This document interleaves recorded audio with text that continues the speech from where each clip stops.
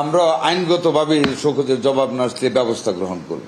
শোকজের জবাব যদি না আসে তাহলে আইনগতভাবে আমরা ব্যবস্থা গ্রহণ করব। That will be easier for us. Let us see, যদি আমাদের শোকজের জবাব না দেয় দেখা যাক কি হয়, আইন কি বলে দেখব, তবে থেমে থাকবো না। ভিকটিম ফ্যামিলি মেম্বারসও আজকে উপস্থিত ছিলেন ওনাদের সাথে, এবং তারা আজকের যে দাবির পক্ষে বলছেন যে হসপিটাল যেন বন্ধ করা না হয় এত কিছু। তো ভিকটিম যখন অ্যাকিউজডের সাথে মিলে সংবাদ সম্মেলন করে সেই ক্ষেত্রে আপনাদের মামলা দুর্বল হয়ে যায় কিনা? আমি আদৌ মনে করি না। Victims maybe I don't want to go further. আমি একটা কত অকারেন্স তো হয়েছে, 6টা বাচ্চা তো মারা গিয়েছে, এটার একটা ফৌজদারি মামলা হয়েছে।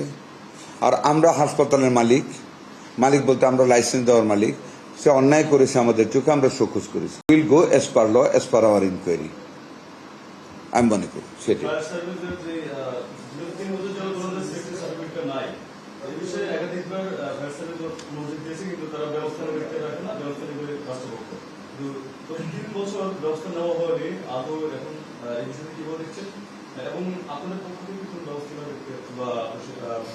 ওই ব্যাপারে আমরা যত সংশ্লিষ্ট, কালকে আমি একটু ইঙ্গিত আপনাদেরকে দিয়েছি, সংশ্লিষ্ট সকল কর্তৃপক্ষের সাথে আমাদের কথা হচ্ছে, যার যার অবস্থান থেকে তারা ব্যবস্থা নেবে।